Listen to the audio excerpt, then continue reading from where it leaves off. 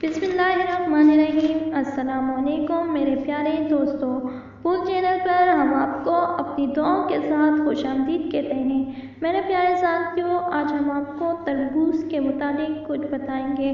तरबूज जिस्म में पानी की कमी को कैसे दूर करता है। तरबूज में 92% पानी मौजूद होता है, जिसकी वजह से ये इंसानी सेहत के लिए बेहतरीन ग़ज़ा है, जो इस मौसम में पानी की कमी को दूर करता है। सख्त गर्मी के बाद ज़्यादा मिकदार में पानी पीने के बावजूद इंसानी जिस्म में पानी की कमी रह जाती है, लेकिन माहिरीन सेहत के मुताबिक तरबूज में ऐसी जज़ियात पाई जाती हैं जो न सिर्फ गर्मी कम करने में मदद देती हैं, बल्कि वो इंसानी जिस्म में पानी की नमकियात को भी कंट्रोल करती हैं।